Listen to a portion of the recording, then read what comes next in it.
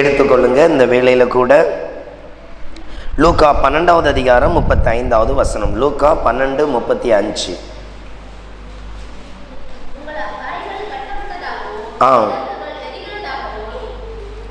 எல்லாரும் அந்த வசனங்களில் கரங்களை வைத்து ஜெபிக்கலாம்.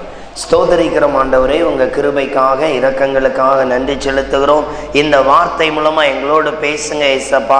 உங்கள் கிருபை, உங்கள் இரக்கங்கள், உங்கள் பரிசுத்த வல்லமை எங்களை நடத்தும்படியாய் ஜெபிக்கிறோம். தேவரீர், நீர் விளக்கை ஏற்றுகிறவர் ஆண்டவரே, என் இருளை வெளிச்சமாய் மாற்றுகிறவர். இந்த வசனத்தில் உள்ள வார்த்தையின்படி எங்கள் ஒவ்வொருவரையும் ஆசீர்வதிப்பீராக, ஆசீர்வதித்தருளும்படியாய் ஜெபிக்கிறோம். பிள்ளைகள் ஒவ்வொருவர் மேலும் உங்கள் இரத்தத்தை தெளிக்கிறோம். கர்த்தருடைய சத்தம் எங்கள் மத்தியில் துணிக்கப்படட்டும். இயேசுவின் நாமத்தில் பிதாவே, ஆமேன், ஆமேன். அல்லேலூயா.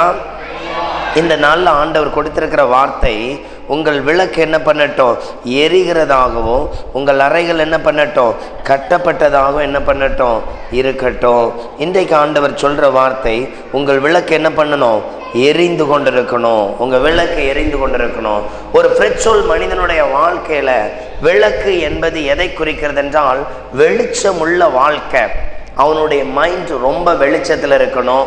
அவனுடைய பாதை, அவனுடைய பேச்சு. இப்போ ஒன்றும் வேண்டாம், நீங்கள் யாரையாவது திட்டியோ சபித்தோ பேசுனீங்கன்னா அதை கேட்ட உடனே அவனுக்கு என்ன ஆகும் தெரியுமா, கவலை வந்துடும். அவனுக்குள்ள என்ன உண்டாகுது, ஒரு துக்கமும் இருட்டும் உண்டாகுது. புரியுதா உங்களுக்கு? நமக்கு ஒரு தேவை நடக்கலை, ஒரு காரியம் என்ன ஆகுமோ தெரியல, நம்மளால் அடுத்த கட்டத்தை சிந்திக்கவே முடியாது. புரிஞ்சுச்சா? அப்போ தேவரீர், அந்த தேவன் ஒரு விளக்கை எரியவரவா, அந்த அறைகள் கட்டப்பட்டதா வைக்கணும் அப்படின்னா உங்கள் பேச்சு நடக்கலாம் எப்படி இருக்கணும், ரொம்ப பர்ஃபெக்டாக இருக்கணும், ரொம்ப கரெக்டாக இருக்கணும். இப்படி கரெக்டாக இருக்கும் பொழுது உங்களை எந்த காரியம் என்ன பண்ணாது, விழத்தள்ளாது. அப்போ இந்த வெளிச்சமுள்ள வாழ்க்கை இல்லை வெளிச்சமுள்ள நடக்கை எப்போதும் கடைபிடிக்கிறதுக்கு, அதனால தான் போட்டிருக்கு, உன் விளக்கு எரியணும். இந்த விளக்கு எரியறதுக்கு அவன் எப்படி வாழணும், எப்படி இருக்கணும். அப்போ நல்லா கவனிங்க, விளக்கு என்பது ஒரு மனிதனுடைய அபிஷேக வாழ்க்கையை குறிக்குது. ஒரு விளக்கு என்பது மனிதனுடைய என்னது, அபிஷேக வாழ்க்கை. அபிஷேக வாழ்க்கைனா விளக்கு எரியறதுக்கு என்னெல்லாம் பயன்படுத்தும் அப்படின்னா, அதை கொளுத்துறதுக்கு ஒரு நெருப்பு தேவை. அடுத்தது பார்த்தீங்க அப்படின்னா அந்த விளக்குக்கு எண்ணெய் தேவை. அந்த விளக்குக்கு எரிகிற திரி தேவை. அடுத்தது ஒரு பாத்திரத்துக்குள்ள இதெல்லாம் வச்சுட்டா என்ன உண்டாயிரும், விளக்கு எரியும். அப்போ எலியாவின் நாட்கள்ல எந்த தேவன் அக்னியை இறக்குறாரோ அவர் தான் யாரு, மெய்யான தேவன். அப்ப நல்லா கவனிங்க. அப்போ அங்க தேவன் எப்படி வெளிப்பட்டார்னா, அக்னியை போல் வெளிப்பட்டார். புரிஞ்சுச்சா? இந்த அக்னிமயமாய் நீங்க வெளிச்சமா இருந்தீங்கன்னா நீங்க தேவனோடு இருக்கிறீங்கிறதுக்கு என்னது அடையாளம். அந்த எண்ணெய் எதற்கு குறிக்குது அப்படின்னா, ஒரு மனிதனுடைய பரிசுத்த ஆவியானவருடைய வாழ்க்கை, பரிசுத்த ஆவியானவருடைய நடக்கை. இந்த பரிசுத்த ஆவியானவருடைய நடக்கை நமக்குள்ள இருக்குமானால் நம்ம எப்படி இருப்போம் அப்படின்னா, நம்மளுடைய அந்த பாத்திரம், நம்முடைய செய்கைகள் எல்லாம் தேவனுக்கு பிரியமா இருக்கும். ரெண்டாவது, அந்த திரி எதை குறிக்கும்னா, அர்ப்பணிப்பின் லைஃப். ஒரு திரி எரியணும் அப்படின்னா, ஒரு விளக்கு எரியணும்னா அந்த திரி என்ன பண்ணும், கரைஞ்சிக்கிட்டே இருக்கும். திரி என்ன பண்ணும், கரைஞ்சிக்கிட்டே இருக்கும். அப்போ நல்லா கவனிங்க, நம்ம வாழ்க்கையில் பல வேளைகளில் நாம் நமக்கு நிறைய ஆசை இருக்கும், நிறைய திட்டங்கள் இருக்கும். அதெல்லாம் கிறிஸ்துவுக்காக என்ன பண்ணணும், விட்டு கொடுக்கிற ஒரு வாழ்க்கையாக இருக்கணும். இப்போ நல்லா கவனிங்க, ஞாயிற்றுக்கிழமை எல்லாரும் ரெஸ்ட் எடுப்பாங்க. நான் வேலை செய்யும் பொழுது எப்படி இருக்கும் தெரியுமா, ஒரு மதியம் ஊழியத்துக்கு போவேன். காலையில் சர்ச்சுக்கு போயிட்டு அப்படியே மதியம் ஊழியத்துக்கு போயிட்டு நைட்டு தான் என்ன பண்ணுவேன், வீட்டுக்கு வருவேன். அது வரைக்கும் என்ன பண்ணுவேன், தொடர்ந்து எல்லாரும் என்ன பண்ணுவாங்க, எங்கேயாவது ஒரு இடத்துக்கு வெளியே போவாங்க, சொந்தக்காரங்க வந்திருப்பாங்க, அவங்களோட சந்தோஷமா இதெல்லாம் என்ன பண்ணாது, இருக்காது. காரணம் என்ன அப்படின்னா, நாம இயேசுக்காக அர்ப்பணிச்சிருக்கோம். இப்போ யோசித்து பாருங்க, யோவான் ஸ்தானகனுடைய லைஃப் ஸ்டைல் வித்தியாசமா இருந்துச்சு. ஒன்று, யோசேப்புடைய வாழ்க்கையில பாடு, எல்லாரும் அவங்க குடும்பத்தோடு இருக்கும் பொழுது அவன் மட்டும் எப்படி இருந்தான், பாடு பிரச்சனை இப்படி இருந்து அவன் கர்த்தருக்குன்னு என்ன பண்றான், ஒரு காரியத்துக்கு பயன்படுறான். பைபிள்ல பாருங்க, இயேசுவை ஏற்றுக்கொண்ட பிறகு அவங்களுடைய லைஃப் எப்படி இருக்கும்னா, இயேசுக்காகவே என்ன பண்ணுவாங்க, வாழ்வாங்க. அப்போ ஒரு மனிதன் அபிஷேகம் இல்லை தேவனுக்காக பயன்படணும் அப்படின்னா அவங்கிட்ட சுயமான திட்டமே இருக்கவே கூடாது. இப்ப நல்ல கவனிங்க, நான் இன்னைக்கு இந்த கலர் ட்ரெஸ் போடணும் ஏசப்பா அப்படின்னா அதை விருப்பத்தை கூட யார் தான் நமக்கு தரணும், ஆண்டவர் தான் தரணும். அப்போ ஏன் அப்படி ஆண்டவர் தரணும், ஆண்டவர் தந்து ஒரு விருப்பத்தை நிறைவேற்றணும்? நல்ல கவனிங்க. இயேசு நம்ம மேலே அன்பு வச்சிருக்கிறாரு, இயேசு நம்ம மேலே இரக்கம் வச்சிருக்கிறாரு. இயேசுக்கு பிரியமாக நடக்கிற ஒரு வாழ்க்கை உண்டு. அங்கே நான் சின்ன சின்ன காரியத்தையும் யார்கிட்ட தான் கேட்கணும்? இயேசுகிட்ட. இது என்ன செய்யணும் ஆண்டவரே, இதை எப்படி செய்யணும், இதை குறித்து இருக்கிற உம்முடைய முகாந்திரம், உம்முடைய திட்டம் என்ன, இதை கேட்டு செயல்படுறவங்கள நான் என்ன பண்ணணும்? காணப்படணும். ஒருவேளை நான் அப்படிப்பட்ட லைஃப்ல இல்லைன்னா என்கிட்ட அர்ப்பணிப்பே என்ன பண்ணாது, இருக்காது. அதனால தான் ஒரு விளக்கா என்ன பண்ணணும்? காணப்படணும். அப்போ இந்த விளக்கா இருக்க விரும்புகிறவன் உன் விளக்கு எரிகிறதாகும் அப்படின்னு என்ன பண்ணணும்? பிரகாசமாவே. அதனால தான் அப்படி இருக்கிற மனிதன்கிட்ட நிறைய பைபிள் வசனம் இருக்கும். யாரெல்லாம் வருஷத்துக்கு ஒரு தடவை பைபிள் படிச்சு முடிப்பீங்க அவங்க இல்லையே? சொல்லுங்க பார்க்கலாம்.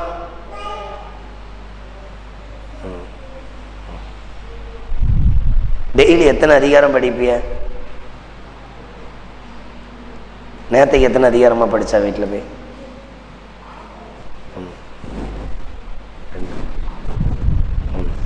நல்ல கவனிங்க. ஒரு நாளைக்கு 4 அதிகாரம் படித்தா போதும். 4 அதிகாரம் படித்தாலே பைபிள் ஒரு வருஷத்துக்குள்ளே என்ன பண்ணிடலாம்? முடிச்சிடலாம். ஒரு நாளைக்கு 4 அதிகாரம் படித்தாலே ஒரு வருஷத்துக்குள்ளே என்ன பண்ணிடலாம்? ஏங்க அப்படி படிக்கணுமா? பைபிள் வசனம் தெரியும்ல. நல்ல கவனிங்க. இதை எவ்வளோ எவ்வளோ படிக்கிறீங்களோ அவ்வளோக்குள்ள நமக்கு என்ன உண்டாகும்னா ஞானம் வரும். அவ்வளோக்குள்ள பரிசுத்தத்தின் சிந்தை வரும். நம்ம பேசும்பொழுது வசனம் சார்ந்த இந்த வசனம் படிக்க படிக்க நம்முடைய சிந்தை செயல்கள் எல்லாம் பரிசுத்தத்தை என்ன பண்ணும்? கடைபிடிக்கும். இந்த வசனத்தில் இருக்கிற ஸ்ட்ரென்த்து தான் நம்மளை என்ன பண்ணும்? அதனால தான் பார்த்தீங்கன்னா ஒரு செல்ஃபோனில் அந்த மெமரி கார்டு இத்தனை ஜிபின்னு கொடுத்துருப்போம். அதுக்கு ஒரு குறிப்பிட்ட லெவலுக்கு மேலே ஏற்றினா செல்ஃபோனை என்ன பண்ணிடும்? ஹேங் ஆக ஆரம்பிச்சிடும். நல்ல கவனிங்க. சாப்பாடு ஒரு குறிப்பிட்ட லெவலுக்கு மேலே சாப்பிட ஆரம்பித்தா உள்ளே இருக்கிறதெல்லாம் என்ன பண்ணிடும்? ரிட்டன் வெளியே வந்துடும். அது என்ன பண்ணிடும்? ஹேங் ஆயிரும். நல்ல கவனிங்க. ஓடலாம், ஒரு குறிப்பிட்ட அளவு ஓடலாம். ஓரளவுக்கு மேலே ஓடினா மயங்கி என்ன பண்ணிடுவோம்? விழுந்துருவோம். ஆனால் பைபிள் பாருங்கள், வருஷத்துக்கு 10 தடவை படித்தாலும் உங்கள் வாழ்க்கை எப்படி தான் இருக்கும்? ஆரோக்கியமாக இருக்கும். காரணம் என்ன அப்படின்னா உங்கள் ஆவி, ஆத்மா, சரீரம், வாழ்க்கை எல்லாம் ஆசீர்வாதமாக இருக்கிறக்காக கொடுக்கப்பட்டது இந்த வேத வார்த்தை. ஒரு விளக்கு அணையாமல் எரிந்து கொண்டு இருக்கணும்னா இந்த வேத வசனம் எப்படி இருக்கணும்? எப்போதும் கடைபிடித்து கொண்டே இருக்கணும். எங்கள் ப்ரேயரில் ஒரு அக்கா ஒரு முறை ஒரு போட்டிக்காக 40 நாளில் பைபிள் முடித்தாங்களா? எவ்வளோ நாளில் முடித்தாங்களா? 40 நாளில். அவங்க சொல்கிறாங்க, நாங்கள் மேக்ஸிமம் பைபிளில் ஒரு வருஷத்துக்கு 2 தடவை படிப்பேன். ஆனால் அந்த போட்டிக்காக 66 புஸ்தகம் 66 நாளில் முடிக்கணும்னு போட்டி. அப்போ அந்த போட்டியில் நான் என்ன விரும்பினேன்னா 40 நாளில் என்ன பண்ணணும்? முடிக்கணும்னு விரும்பி 40 நாளில் என்ன பண்ணேன்? படித்தேன். நான் ரொம்ப ஆச்சரியப்படுவேன். அவங்க பார்த்தீங்க அப்படின்னா விடிய காலம் 4 மணிக்கு கான்ஃபரன்ஸ் ப்ரேயரில் கலந்துக்குவாங்க. அது ஒரு 6 மணி வரைக்கும் நடக்கும். அப்புறம் வீட்டு வேலையெல்லாம் முடிச்சுட்டு நான் 10-11 மணிக்கு மேலே நடத்துவேன். அதில் கலந்துக்குவாங்க. அடுத்தது பார்த்தீங்க அப்படின்னா 2:30க்கு அவங்க டைம், அந்த ப்ரைஸில் கலந்துக்குவாங்க. அடுத்தது பார்த்தீங்கன்னா நைட்டு 9:30லேருந்து 10:30 11 o'clock வரைக்கும் என்ன இருக்கும்? அடுத்த கான்ஃபரன்ஸ் ப்ரேயர் இருக்கும். அதில் கலந்துக்குவாங்க. இப்படி அவங்க நேரம் எவ்வளோ ஜெப நேரத்தமாக என்ன பண்ணுறாங்க? யோசித்து பாருங்க. நம்ம வாழ்க்கையில் ஒரு ஃப்ரிச்சுவலான ஆவிக்குரிய லைஃப் வரணும்னா இந்த பைபிள் வசனம் அவ்வளோ படிக்கணும். எங்கே ஒரு மனிதன் பைபிள் வசனம் படிக்க முடியல, எனக்கு டைம் இல்லை, என்னால் அதை கண்டினியூ பண்ண முடியலன்னு நீங்கள் சொன்னீங்கன்னா உங்கள்கிட்ட ஒரு ஃப்ரிச்சுவலை தடுக்கிற ஒரு பாவம் இருக்குன்னு அர்த்தம். புரியுதா உங்களுக்கு? ஃப்ரிச்சுவலை தடுக்கிற ஒரு பாவம் இருக்கு. ஏன் அப்படின்னா யாரால ஜெபம் பண்ண முடியாது தெரியுமா? பாவிகள் நீதிமான் சபைகளில் நிலை நிற்பதில்லை. பைபிள் வாசிக்கிற ஒரு இடத்துல யாரால நிலை நிற்க முடியாது? அப்போ யாரால நிற்க முடியாது? அப்ப நம்ம கிட்ட என்ன குறை இருக்குது? இப்ப கூட்டத்துல எப்படி கை தட்டிங்க? ஆண்டவரே விழுந்துருவீராக அப்படின்னு என்ன பண்ணோம்? இங்கே இறங்கிருவீராகன்னு சத்தம் போட்டான். இப்போ வெளியிருந்து ஒரு ஆள் பார்த்தா, என்ன ஒரு ஜபம்ப்பா, எப்பா பிள்ளைகள் அனல் பறக்கிறாங்க. நம்மளை கொண்டு ஒரு பிசாசு பிடிச்சவங்கள்ட்ட ஜெபம் பண்ண விட்டா என்ன பண்ணும்? சோத்திர ஆண்டவரே, சோத்திர ஆண்டவரே, இந்த பிசாசு ஓடட்டும் இயேசுவின் நாமத்தினால். அது சொல்லும். ஓடலைன்னா இப்போ ஒன்று அடிச்சு விடுங்க. ஆண்டவரே பிசாசு மிரட்டுது, என்னை அனுப்பி விட்டுருங்க ஆண்டவரே அப்படின்னு என்ன பண்ணிடுவோம்? நம்ம ஒரே ஓட்டமாக என்ன பண்ணிடுவோம்? ஓடிடுவோம். புரியுதா உங்களுக்கு? முதல்ல ஒரு நாள் ஒரு கேம்புக்கு போயிருந்தோம். அது ஒரு வாரம் நடக்கிற கேம்பு. அங்கே வேற ஒரு டீம் வந்திருந்து அதில் ஒரு பையனுக்கு பிசாசு போராட்டம். அவன் ஒரு 10th தான் படிப்பான், சின்ன பையன். அப்போது அடுத்த நாள் சொல்கிறேன், நான் ஊழியத்துக்கு வந்த ஒரு 2 வாரம் ஆச்சு. அப்போ சொல்கிறேன், எல்லாரும் சேர்ந்து ஜெபம் பண்ணுவோம் அப்படின்னு சொல்லி என்ன பண்ணுறோம்? சேர்ந்து ஓகே ப்ரேயர் அவனை உட்கார வச்சுட்டு சேர்ந்து என்ன பண்ணுறோம், ஜெபம் பண்ணுறோம். அவன் கொஞ்ச நேரத்தில் உருண்டு ஆடி, நான் யார் தெரியுமா அப்படி இப்படின்னு என்ன பண்ணுறான், சத்தம் போடுறான். எங்களுக்கு அனுபவமே கிடையாது, ஜெபம் பண்ணுறோம். அந்த நேரத்தில் பைபிள் எடுத்துகிட்டு ஒரு அழகான ஒரு ஊழியக்கார் அங்கேருந்து விசுக்குன்னு வந்தார். வந்துட்டு அப்போது அவர் ஏதோ விரட்ட போகிறார் போலுக்கு அப்படின்னு நினச்சிட்டு நாங்கள் என்ன பண்ணுறோம், அவரை பார்க்குறோம். அவர் சொல்கிறார், பிசாசு புரட்டம், ஆமாம் எல்லோரும் தள்ளுங்க. அவர் உடனே நாங்கள் அப்போல்லாம் ரொம்ப சின்ன பையன், இது ஒரு 10 வருஷம் 9 வருஷத்துக்கு முன்னால் நடந்த சம்பவம். உடனே ரொம்ப என்ன பண்ணுறோம், சரி இன்னைக்கு இவர் என்ன பண்ணிடுவார், பிசாசை விரட்டிடுவார் அப்படின்னு எதிர்பார்க்கலாம். இவர் பைபிள் எடுத்துகிட்டு பொல்லாத ஆவியே போ அப்படின்னு. அவன் அது வரைக்கும் சும்மா இருந்தவன் கால் மேலே கால் போட்டு, என்ன விரட்டிடுவியா, எத்தனை வருஷமா இருக்குன்னு தெரியுமா படா அப்படின்னு என்ன பண்ணிட்டு அது சொல்லிட்டு இது இவன் மறுபடியும் பொல்லாத சோத்தானே போவியா வர்றாது. அது அசையவே இல்லை. அப்புறம் என்ன நடந்து தெரியுமா, இவர் போயிட்டார். ஊழியக்காரர் என்ன பண்ணிட்டாரு, போயிட்டார். நான் நினச்சேன் அப்புறம் கூட இருக்க எங்களுக்கு பிசாசு போனதை குறித்து, பிசாசு போகலைங்கிற குறித்து வருத்தம் இல்லை. இவர் பண்ண நிகழ்ச்சியை பார்த்து எங்களுக்கு ஒரே சிரிப்பு. நாங்களே சும்மா ஏதோ ஜோம் பண்ணிருந்தோம், இப்படியா அந்த பையன் விடுதலை அடைச்சிடணும். அங்கேருந்து வந்து இவ்வளோ பெரிய பில்டப் கொடுத்து என்ன பண்ணிட்டாரு, அசிங்கப்பட்டு போயிட்டார். அப்போ நல்ல கவனிங்க, அவர் ஒரு கொஞ்ச நேரம் தான், ஒரு 5 நிமிஷம் தான் ஜோம்னார். இதில் எனக்கு அவர் கூட இன்னொருத்தர் வந்திருந்தார் பாருங்க, அவர் தம்பி தள்ளுங்க அண்ணே ஜோம் பண்ணுவார் அப்படின்னு என்ன பண்ணார். ஐயோ, அங்கே பிசாசு என்ன பண்ணலை, போகவே இல்லை. அப்போ நல்லா யோசித்து பாருங்க, நம்ம பிசாசு விரட்டன்னா என்ன பண்ணும் பிசாசு, நீ விடிய உட்காந்து செல்லில் சேட்டு ரீல்ஸுன்னு பார்த்துக்கிட்டு வந்துட்டு இங்கே வந்துட்டு சோத்திராண்டவரா அடிச்சு மண்டை கண்டையெல்லாம் என்ன பண்ணிடுவேன், உடைச்சிருவேன் அப்படின்னு என்ன பண்ணோம் சொல்லும். ஐயோ, இது நமக்கு நம்மளுடைய வண்டை வாழத்தெல்லாம் என்ன பண்ணிடும், இது வெளியே கொண்டு வந்துடும். ஒரே ஓட்டமாக என்ன பண்ணிடும், ஐயோ நான் வீட்டில் இப்போ தான் குழம்பு வச்சுட்டு வந்தேன், ஓடி போய் என்ன பண்ணிடணும், அந்த குழம்பு இறக்கலன்னா பொங்கி சிந்திடும் அப்படின்னு சொல்லி பண்ணிடுவோம். நம்ம ஒரே பொங்கி என்ன பண்ணிடுவோம், ஓடிடுவோம். அப்போ யோசித்து பாருங்க, பாட்டு பாடும் பொழுது நம்ம எப்படி தான் வான எட்டி அக்னியா இறங்கிடுமே அப்படின்னு என்ன பண்ணுவோம், லூசிபர் சொல்லுவான், ஏமா கத்துற, இருக்கிற வில்லனை இங்கேயே விட்டுட்டு போயிடுவான் போலுக்கு அப்படின்னு என்ன பண்ணுவான். இப்போ யோசிச்சு பாருங்க, நம்மகிட்ட அப்போ என்னெல்லாம் இல்லை, நம்மகிட்ட குறை இருக்குதா இல்லையா. இவ்வளோ இதை வச்சுட்டு இப்போ நம்ம யாராக இருக்கோம்னா ஆடாத பிசாசு. என்ன பிசாசு, என்ன பிசாசு, நீதிமொழிகள் 20ஆவது அதிகாரம் 1வது வசனத்தை படிங்க. ஆடாத பிசாசு.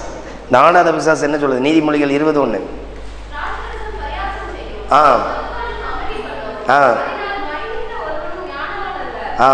இங்க சொல்லப்பட்டிருக்கு, திராட்சரசம் பரியாசம் செய்யும். நீங்க பரியாசம் பண்ணுவீங்களா, பரியாசம்னா கிண்டல், யாரையாவது கிண்டல் பண்ணுவோமா, நாங்க யாரையும் கிண்டல் பண்றது இல்லைங்க. எங்களை போய் என்ன வார்த்தை சொல்லிட்டிய, இது ஒரு அசுத்தாவியம்.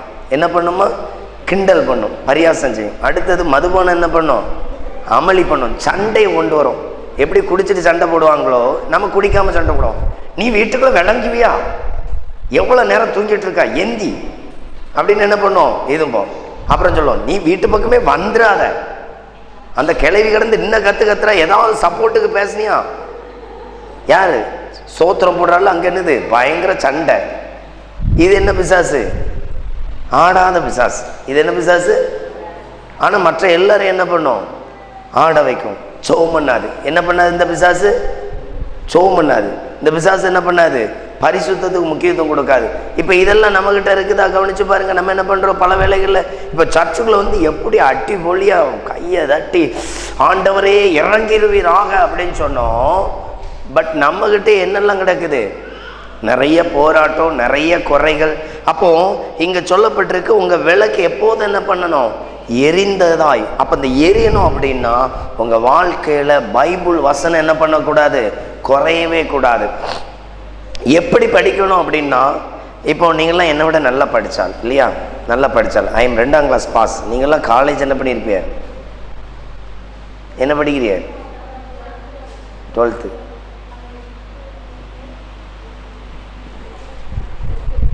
எட்டாம் கிளாஸ் தான், 8ஆம் கிளாஸ். சரி, இப்போ எல்லோரும் என்னை விட படித்தால் தானே. அப்போ எவ்வளோ படிக்கணும், ஒரு நாளைக்கு பைபிள் எவ்வளோ படிக்கணும், நிறைய படிக்கணுமா கொஞ்சமாக படிக்கணுமா. அப்போது உங்கள் பைபிள் வசனம் ரீடிங் எப்படி இருக்கணும்னா நிறைய இருக்கணும். அப்போ நீங்கள் இவ்வளோ இருந்து நீங்கள் படிக்காமல் இருந்தீங்கன்னா எப்படி இருக்கும், உங்கள் காரியங்கள், உங்கள் குறைகள், உங்கள் செயல்கள் எல்லாம் எப்படி இருக்கும், குறைவாக இருக்கும். அப்போ பைபிள் வசனம் என்ன பண்ணிடக்கூடாது, குறைந்திடவே கூடாது. அப்போ நீங்கள் எவ்வளோ படிக்கிறீங்களோ அதுதான் உங்களுக்கு என்ன கொண்டு வரும், ஸ்பிரிச்சுவல் ஞானத்தை கொண்டு வரும்.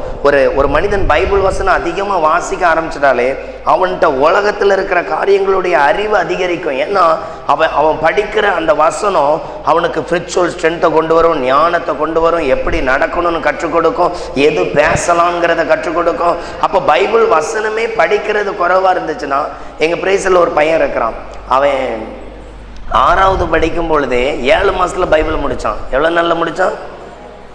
7 மாதத்தில் என்ன முடித்தான்? பைபிள் முடித்தான். அந்தளவுக்கு பைபிள் வாசிக்கிற பிள்ளைகள்லாம் என்ன பண்ணுறாங்க? கிடக்கிறாங்க. இப்போ நீங்கள் நான் ஒரு பைபிள் வசனம் சொன்னால், எங்கள் பிரைஸில் இப்போ 7ஆம் கிளாஸ் ஒருத்தன் படிக்கிறான். அவன் டான் என்ன பண்ணுவான்? 100 பேருக்கு மத்தியில் ஃபஸ்ட் ஆளாக எடுத்து என்ன பண்ணுவான்? வாசிப்பான். அவன் ஜெபம், பைபிள் வாசிப்பு, இத்தனைக்கும் அவன் எப்படி தெரியுமா? ஸ்கூலில் கிளாஸில் அவன் தான் ஃபஸ்ட்டு. அவன் 7th தான் படிக்கான். அவனுக்கு டோட்டல் மார்க் எவ்வளோ வரும் 7th? 500 வருமா? இந்த 500ல் அவன் எவ்வளோ எடுப்பான்னா 490 பக்கம் வந்து பண்ணிடுவானா, வந்துடுவானா. சில வேலைகளில் தான் 87. அந்த அளவுக்கு இவன் ஸ்பிரிச்சுவல் வாழ்க்கை எப்படி இருக்கும்? ஸ்ட்ரென்த்தாகவும் இருக்கும், பைபிள் வாசிப்புன்னு இருக்கும். அந்த பையன் ஒரு ஆளுக்கு ஜெபம் பண்ணால் உடனே வியாதி போயிடும். அந்த பையன் ஒரு ஆளுக்கு ஜெபம் பண்ணால் உடனே என்ன போயிடும்? அந்த அளவுக்கு அவங்ககிட்ட என்ன இருக்கும்? ஆவிக்குரிய தன்மைகள். நான் அவனுடைய மெசேஜ் ஒன்று போட்டிருந்தேன் இன்ஸ்டாகிராமில். அப்போ அந்த இன்ஸ்டாகிராமில் அவன் ஊருக்கு போன விபிஎஸ் டைரக்டர் எழுதியிருக்கிறார், தம்பி உன்னை விபிஎஸ்ல நான் பார்த்தேன், உன்னுடைய வசன வாசிப்பெல்லாம் எங்களுக்கு வேர்க்கத்தக்கதாக இருந்துச்சு, கர்த்தர் உன்னை இன்னும் என்ன பண்ணுவார். அந்த வீடியோ எவ்வளோ பேருந்துன்னா 1.5 லட்சத்துக்கு மேலே பேருந்து. எவ்வளோ பேருந்து? 1.5 லட்சம் பேர் என்ன பண்ணியிருந்தாங்க? பார்த்துருந்தாங்க. அப்போ யோசித்து பாருங்க, ஒரு மனிதனை கர்த்தர் பயன்படுத்தவும், ஒரு மனிதனை கர்த்தர் உயர்வுக்கு கொண்டு வரவும் விரும்புகிறார். அவன் எப்படிப்பட்டவனாக இருக்கணும்? பைபிள் வசனத்தில் குறைந்து போகவே கூடாது. வசனம் படிக்கும் பொழுது எப்படி படிக்கணும் தெரியுமா? எனக்கு நிறைய வசனத்தை என்ன பண்ணுங்க? கற்றுக் கொடுங்க, அதனுடைய ரகசியங்களை வெளிப்படுத்துங்க. யார் கற்றுக்கொள்கிறாங்களோ அவங்கள தான் பயன்படுத்த முடியும். புரியுதா உங்களுக்கு? நான் கற்றுக்கொள்ளவே இல்லைன்னா எனக்கு எதுவும் என்ன பண்ணாது, வராது, தெரியவும் செய்யாது. அப்போ கவனிங்க, ஒரு விளக்கு என்ன பண்ணணும்? எரிகிறதா இருக்கணும். அடுத்தது அந்த இடத்துல போட்டிருக்கு, உன் அறைகள் என்ன பண்ணட்டும்? கட்டப்பட்டதாக. அப்படின்னா நல்லா கவனிங்க, இந்த வீட்டுக்குள்ளே ஒரு விளக்கை கொளுத்திட்டு ஜன்னல்லாம் திறந்துட்டோம், காற்று பலமாக அடித்தா அந்த விளக்கு என்ன பண்ணிடும்? அணைஞ்சிரும். அப்போ விளக்கு எரியணும் அப்படின்னா டோர் எல்லாம் என்ன பண்ணியிருக்கணும்? லாக் பண்ணியிருக்கணும், அடைக்கப்பட்ட. அப்போ நல்லா கவனிங்க, உங்கள் இருதயத்துக்குள்ளே இருக்கிற அந்த பரிசுத்த விளக்கு முழுவதும் என்ன பண்ணியிருக்கணும்? அடைக்கப்பட்டிருக்கணும். அதை போட்டிருக்கு, உங்கள் அறைகள் எப்படி இருக்கணுமா? கட்டப்பட்டது. அப்போ ஒரு மனிதன் வசனம் மூலமா பரிசுத்தத்திற்கு இடம் கொடுக்கணும். எதுக்கு இடம் கொடுக்கணும்? பரிசுத்தத்திற்கு. அவன் நல்ல தன்னை பரிசுத்தத்துல பாதுகாப்பா வச்சிருந்தா அவனை பாவம் என்ன பண்ணாது, மேற்கொள்ளாது. அப்போ நல்ல கவனிங்க, நீங்க எந்த அளவுக்கு இந்த பரிசுத்தத்தை குறித்து, அதான் பாத்தீங்கன்னா உங்கள் அறைகள் கட்டப்பட்டது அப்படின்னு சொல்லப்பட்டிருக்கு. வசனத்தினால என்ன பண்ணுங்க, உங்களை ஒவ்வொரு நாளும் நிரப்பி கொள்ளுங்க. இப்போ நீங்க கோவப்படுறீங்க, கோவங்கிற ஒரு கேரக்டர் இருக்கு, எரிச்சல் இருக்கு. ஒரு ஆளை பாவம் செஞ்சுட்டாங்க, உங்களுக்கு விரோதமா ஏதோ பேசிட்டாங்க, அவங்கள மன்னிக்கவே முடியல. அப்போ அந்த மன்னிக்க முடியாத கேரக்டர் மாறணும் அப்படின்னா என்ன பண்ணணும்? நான் ஜெபம் பண்றவனா இருக்கணும். இந்த ஜெபம் என்ன எல்லாத்துலயும் என்ன பண்ணும்? கரெக்டா நடத்தும். ஒருவேளை நான் அதுல டவுன் ஆயிட்டேன்னா நான் என்ன பண்ணிடுவேன்? விழுந்து கிடப்பேன். புரியுதா உங்களுக்கு? அப்போ இந்த அறைகள் கட்டப்பட்டதாகவும் விளக்கு என்ன பண்ணணும்? எரியணும். சரி, அப்போ விளக்கு எரியணும்னா ஒரு மனிதனுடைய அபிஷேகம் எப்படி இருக்கணும்? எடுத்துக்கொள்ளுங்க, சங்கீதம் 23:5.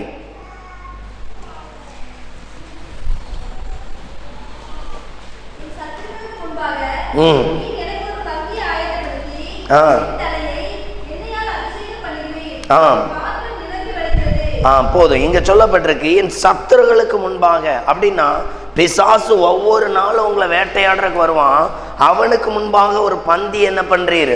ஆயத்தப்படுத்துறீர். அப்படின்னு என்ன அர்த்தம்? பிசாசு கொண்டு வர பாவத்துக்கு முன்பாக ஆண்டவர் ஒரு பந்தியை ரெடி பண்ணுகிறார். அந்த பந்தியில என்ன செஞ்சாரா? அப்ப அந்த பந்தி நம்மளை போல சோறு போட்டு சாப்பிட்ற பந்தி இல்லை. புரியுதா உங்களுக்கு? அது என்ன பந்தி? அபிஷேகத்துல நடக்கக்கூடிய ஒரு பந்தி. அப்போ நம்ம நல்லா கவனிச்சு பாருங்க, நம்ம பந்தி போட்டா என்ன சொல்லுவோம்?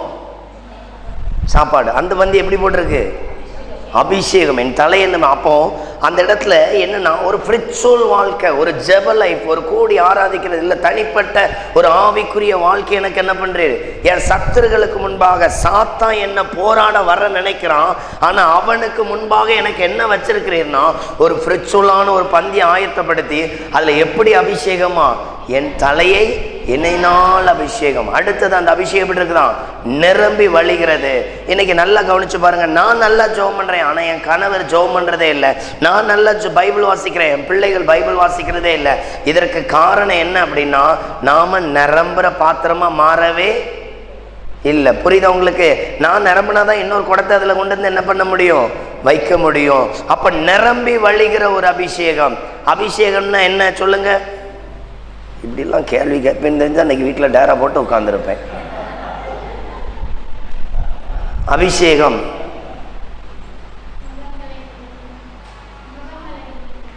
கம்பு எடுத்தா கூட எல்லா முட்டெலும்பெல்லாம் உரிச்சு என்ன பண்ணிடலாம், கையில் தனியாக எடுத்துடலாம். நல்ல கவனிங்க. அபிஷேகம் என்கிற வார்த்தைக்கு அடையாளம் அது என்ன சொல்னா, சமஸ்கிருத சொல். என்ன சொல்? சமஸ்கிருத சொல். அபிஷேகம் என்றால் நியமித்தல்னு அர்த்தம். என்ன அர்த்தம்? சவுல ராஜாவா அபிஷேகம் பண்ணாங்க இல்லையா? அவர் ராஜாவா அபிஷேகம் பண்ணவர் நம்மளை போல இருந்தாரு. அவர் எப்படி இருந்தாரு? வேறு மனிதன் ஆயிட்டார். முன்னால வெள்ளையா இருந்தாரு, இப்ப கலரா மாறிட்டார். சோத்திராண்டவரை இப்படியே சொல்லிட்டு தெரிஞ்சுதான் நாம வேறு மனிதர் ஆயிட்டோம். இப்போ நாங்க வெள்ளையும் சொல்லியமா போறோம். அப்புறம் ஆமா கொஞ்ச நாளைக்கு வெள்ளையும் சொல்லியமா இருப்போம். அப்புறம் என்ன பண்ணுவோம், இன்னும் வேறு மனிதரா மாறிடுவோம். ஒரு ஆள் சர்ச்சுக்குள்ள இருக்கும்போது பயங்கரமா கைதட்டி அப்படி இப்படிலாம் ஜெபம் பண்ணுவாராம். அப்படியே சர்ச்சு வாசலை விட்டு தாண்டுற வரைக்கும் சோத்திரம் சோத்திரம் பாரம். அதாவது வெள்ளை புறாவா மாறிடுவார். அப்படியே கொஞ்சம் தூரம் போனோன்னே அந்த புறாவுடைய கலர் அப்படியே கருப்பா மாறும்.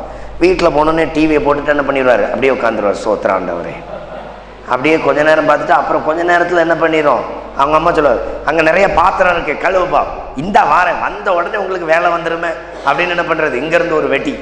இப்போ கருப்பு புறா காக்காவா மாறிடுச்சு. என்னவா மாறிடுச்சு? காக்காவா மாறிடுச்சு. நீ இன்னும் எந்திக்கலையாடி, கத்தாதீங்க, இந்த வீட்டில் நிம்மதியாக வாழ முடியுதா அப்படின்னு அடுத்தது என்னது, அடுத்த வடி. இப்போ அண்டங்காக்காவா மாறியாச்சு. என்ன காக்காவா மாறியாச்சு? இப்போ வாயில ஸ்தோத்திரமும் வராது, ஒன்றும் வராது.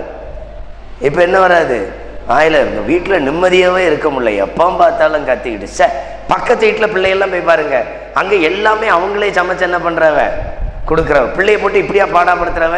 லீவ் விட்டா அந்த வீட்டில் வாழவே முடியாது. புரியுதா?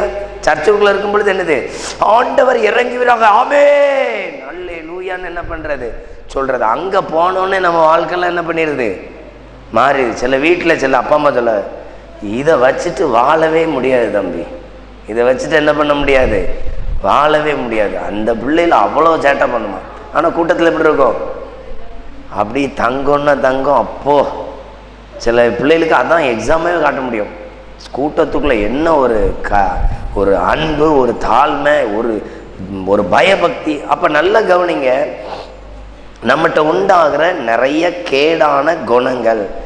அடுத்தது அந்த இடத்துல சொல்லப்பட்டிருக்கு, நிரம்பி வழிந்தா அந்த அப்போ அபிஷேகம் என்பது நியமித்தல்.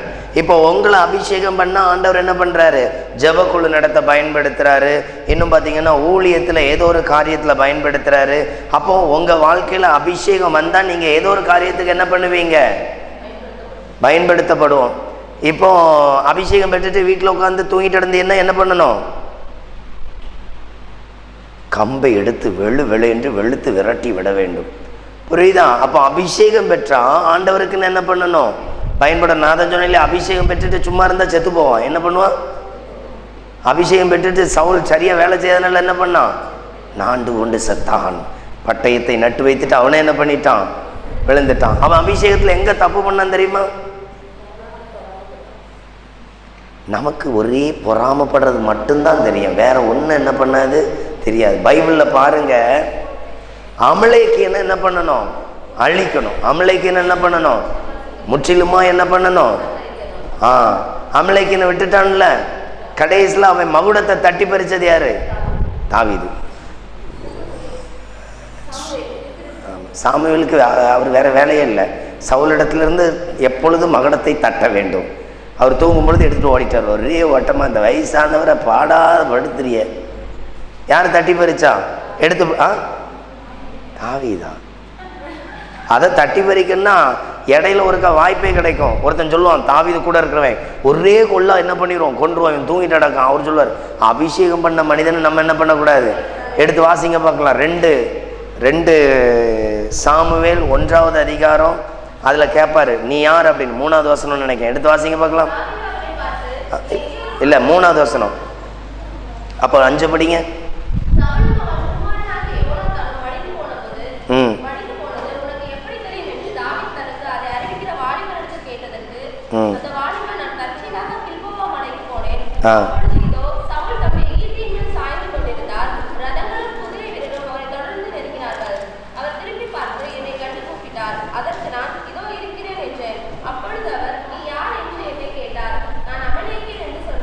போதும். அப்ப அந்த இடத்துல வந்தது யாராம்? யாரை விட்டுட்டு வந்தான்? யாரை கொல்லாம சவுல் வந்தான்? அந்த அமலேக்கின் தான் மகுடத்தை என்ன பண்ணான்? தட்டி ஆட்ட கொண்டு போனான். புரிஞ்சிச்சா உங்களுக்கு? அப்பந்தான் தாவீது சொல்றான், அபிஷேகம் பண்ணினவரை கொல்றதுக்கு நீ எப்படி என்ன பண்ணலாம், துணியலாம். தாவீது மகுடத்தை சுட்டது யாரு? அமலேக்கன். அப்போ நீங்க போய் உட்கார்ந்துட்டு தூக்கத்துக்கும் ஜெபம் பண்றதுக்கு சில காரியங்களுக்கு இடமே கொடுக்கலன்னா உங்களை யார் பிடிச்சுக்கல்வா? பிசாசு பிடிச்சுக்கிடுவானா? பிடிச்சிட மாட்டானா? அப்போ நீங்க எப்படி இடம் கொடுக்கிறவங்களா காணப்படுறீங்க? அந்த இடத்துல சொல்லப்பட்டிருக்கு, அமலேக்கன் அவன் என்ன பண்ணிட்டான்? பிடித்து விட்டான். அப்ப நல்லா கவனிங்க. சங்கீதம் 23 சொல்லுது, நீங்க அந்த வசனம் மறுபடியும் சொல்லி இருக்கு, என் தலையை எண்ணெயினால் என்ன பண்ணுகிறார்? அபிஷேகம் பண்ணுகிறார். அப்போ ஒரு அபிஷேகம் என்பது ஒரு மனிதனை நிரம்பி வழியத்தக்கதா இருக்கணுமா? அது எப்போதும் எப்படி இருக்கணும்? குறைந்திரவே கூடாது. அவங்கிட்ட இருக்கிற ஆவிக்குரிய பலன் மங்கவே கூடாது. அது பலமா இருக்கும் பொழுதுதான் என்ன பண்ண முடியும்? செயல்பட முடியும். அப்ப நல்ல கவனிங்க, விளக்கு எரியணும்னா அபிஷேகம் எப்படி இருக்கணும்? நிரம்பி வழிகிறது. நிரம்பி வழிகிறதுன்னு என்னது? ஆண்டவர் உங்களுக்கு ஒரு பந்தியை ஆயத்தப்படுத்துவார். அது என்ன பந்தி? ஆவிக்குரிய பந்தியா இருக்கும். புரிஞ்சிச்சா? ஜெபம், பைபிள் வசனம். இப்ப நம்ம பந்தி போல இல்ல. வீட்டுல இன்னைக்கு ஆடை போட்டு என்ன பண்ணுங்க, வெட்டுங்கடே, இன்றைக்கு சாப்பிடுவோம், இன்னைக்கு பிரியாணி என்ன பண்ணுங்க, அந்த பந்தி அல்ல, ஒரு ஸ்பிரிச்சுவல் பந்தி. இந்த ஆவிக்குரிய லைஃப் எப்படி இருக்கும் அப்படின்னா, நம்மளை நேர்த்தியா என்ன பண்ணோம், நடத்தப்படும். அதுல உங்க வாழ்க்கை, உங்க சூழ்நிலை, உங்களை குறித்திருக்கிற திட்டங்களை என்ன பண்ணுவாரு? அதுதான் அவர் ஆண்டவர் நமக்கு தர்ற என்னது? பந்தி. அடுத்தது அங்க சொல்லப்பட்டிருக்கிற காரியம் அபிஷேகம். அடுத்தது இந்த அபிஷேகம் பெற்ற மனிதன் எப்படி இருக்கணுமா? எடுத்துக்கொள்ளுங்க. 1 சாமுவேல் 13:19 படிங்க.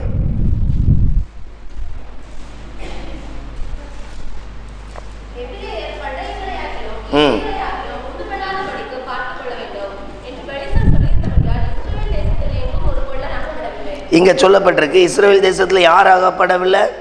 ஒரு கொல்லன் என்ன பண்ணல? அகப்படல. இந்த கொல்லன் அகப்படாம இருக்கிறதுக்கு காரணம் என்னன்னா, அங்க கொல்லன் எல்லாம் என்ன பண்ணிட்டான்? பெலிசியருங்கிறது இஸ்ரவேலுக்கு ஆப்போசிட் டீம், எதிர் நாடுன்னு வைங்க. இந்த எதிர் நாடை குறித்து சொல்லியிருக்கு. எதிர் நாடு அங்க இருக்கிற வீரர்களை அடிக்கல. யார் அடிச்சான்? யாரை தூக்குனானா? கொல்லன். கொல்லன்னா யாரு? ஆயுதம் செய்யறவன். இந்த படை வீரர்களுக்கு ஆயுதம் செய்யறவனெல்லாம் என்ன பண்ணிட்டான்? உங்க ஊர்ல எவ்வளவு ஐயா சம்பளம் தர இஸ்ரவேல்ல? ஐயா 300 ரூபா கொடுக்குறாங்க. 300 ரூபாயா? வா எங்க ஊருக்கு 1000 ரூபா உனக்கு என்ன பண்றேன், சம்பளம் தரேன்னு கூட்டாச்சு. இப்போ சவுல் ராஜாவா இருக்கிறாரு. ஏன் அந்த கொல்லனை கொடுத்து கொஞ்சம் வெயிட்டான பட்டயத்தை செய்ய சொல்லு. கொல்லனா? அந்த கொல்லை வீட்டுக்கு போ. அங்க போய் உங்க வீட்டுக்காரங்க அவர் இப்போ தான் பெலிசியர்லேருந்து 2 பேர் வந்து சம்பளம் ஒரு 10,000 ரூபா அட்வான்ஸ் கொடுத்து என்ன பண்ணியிருக்கிறாங்க, கூட்டிட்டு போயிருக்கிறாங்க. வர்றதுக்கு ஒரு மாதம் ஆகும். 1 மாதம் ஆகுமா? ஐயோ, பட்டயம் எப்படி செய்யறது? புரியுது உங்களுக்கு? அப்போ அங்க யுத்தம் தொடங்குறதுக்கு ரெடி ஆயிட்டு, ஆனா யார் இல்ல? கொல்லன் இல்ல. யார் இல்ல? கொல்லன் இல்ல. இப்ப நல்ல கவனிங்க, சர்ச்சுக்கு வந்திருக்கிறீங்க, ஆவிக்குரிய வாழ்க்கையில வாழணும். கொல்லன்கிற கேரக்டர் இல்லைன்னா எப்படி இருக்கும்? அமைதியாக இருப்போம். கொல்லன்னா என்ன அர்த்தம்? உருவாக்குறவன். என்னது? ஆயுதங்களை. ஒரு ஜப குழுக்களை லீட் பண்றவன் கொல்லன். புரியுதா உங்களுக்கு? ஒரு ஜப குழுக்களை வழி நடத்துறவன் கொல்லன். அங்கங்க ஜப குழுக்கள் அப்படின்னா கொல்லனை பாருங்க. அந்த பட்டயத்தை எடுத்து, முதல்ல பட்டயமா இருக்காது, ஒரு உருண்டை கம்பியோ நீல கம்பியா இருக்கும். அதை நெருப்புல போட்டு தீட்டுன்னு தீட்டி அது ஒரு ரெட் கலர்ல வந்து அதை அடிச்சு அதை ஒரு பட்டயமா ஆக்கி அதை யுத்தத்துல என்ன பண்ணுவான்? நிறுத்துவான். அப்ப நல்ல கவனிங்க, ஒரு சபை இல்ல ஒரு ஜெப குழுக்கள், அதுல இருக்கிற அந்த கொல்லன் அனுதினம் என்ன பண்ணணும்? பட்டயத்தை செக் பண்ணி வச்சுட்டே இருக்கணும். பட்டயத்தை செஞ்சு ஒரு வாரம் சும்மா போட்டால் அந்த பட்டயத்தில் இருக்கிற பளபளப்பு என்ன பண்ணும்? குறைய ஆரம்பிச்சிடும். ஒரு வருஷம் சும்மா வச்சா பட்டயம் மறுபடியும் எப்படி தான் இருக்கும், பழைய கம்பி போல இருக்கும். அப்போ நல்லா கவனிங்க, நீங்கள் ஒரு வருஷமாக ஜெபக்குள்ளே நடத்தவே இல்லை, உங்கள் லைஃப் எப்படி தான் இருக்கும்? இப்போ புரியுதா? நீங்கள் யாராக இருக்கணும்? யாராக இருக்கணும்? உருவாக்குற கொல்லன். எப்படி இருக்கணும்? கொல்லன். அப்போ அபிஷேகம் பெற்ற பின்பு ஒரு மனிதன் கொல்லன்கிற ஒரு லைஃப் ஸ்டைலில் என்ன பண்ணணும்? அதனால தான் எல்லா ஊழியத்துக்கும் அஸ்திவாரமே என்னதுதான்? ஜபங்கள், ஜப குழுக்கள், ஜபம், ஜப வாழ்க்கை. அப்போ இந்த லைஃப் அதான் பார்த்தீங்கன்னா, இந்த கட்டடம் இருக்கு, இந்த கட்டடத்துக்கு கீழே இருக்கிற அஸ்திவாரம் என்ன பண்ணாது தெரியுமா? வெளியே தெரியவே தெரியாது. ஆனால் அஸ்திவாரம் தான் இந்த கட்டடத்தை என்ன பண்ணும்? அதே போலதான் நம்முடைய அந்தரங்க கொல்லன்கிற வாழ்க்கை. ஒரு யுத்தத்தில் வர்ற போர் வீரர்களை தான் ஆட்கள் பார்ப்பாங்க. அது செய்த அந்த போர் ஆயுதத்தை செய்த கொல்லன் என்ன பண்ண மாட்டாங்க. ஆனால் அவன் தான் இந்த பட்டயம் இதுக்கு என்ன பண்ணும்? கரெக்டாக இருக்கும். அப்போ ஒரு ஜெப குழுக்கள் தான் சரியாக எழும்பொழுது தான் அவனுக்கு தெரியும், இன்னைக்கு இந்த ஜெபத்தில் என்ன பண்ணிடலாம்? ஜெயிச்சிடலாம். இன்னைக்கு ஜெபம் பண்ணியிருக்கோம், இந்த வியாதி என்ன பண்ணிடும்? மாறிடும். இயேசு நமக்கு அது எப்படி இருக்கிறாரு? அதற்கு முன்மாதிரியாக இருக்கிறாரு. இயேசு இரவு ஜெபம் பண்ணினார், மாலை வேளையில் ஜெபம் பண்ணினார், பகலில் ஜெபம் பண்ணினார், வனாந்தரத்தில் ஜெபம் பண்ணினார். இப்படி எல்லாத்துலையும் இயேசு எப்படி இருந்தார்? ஜெப வீரர்களா நமக்கு ஒரு முன்மாதிரியா என்ன பண்றாரு? காணப்படுகிறார். அப்ப கவனிச்சு பாருங்க, இந்த இடத்துல கொல்லன் வேண்டும். நீங்க ஒருவேளை கொல்லன்கிற, இன்னைக்கு நம்ம வாழ்க்கையில நிறைய வறுமை நெருக்கெல்லாம் இருக்குன்னு சொல்றோம். இந்த கொல்லன்கிற ஒரு லைஃப் இல்லைன்னா வீட்டில் கூட வறுமை வருமா? அடுத்த வசனம் வாசிங்க, அதுல 20.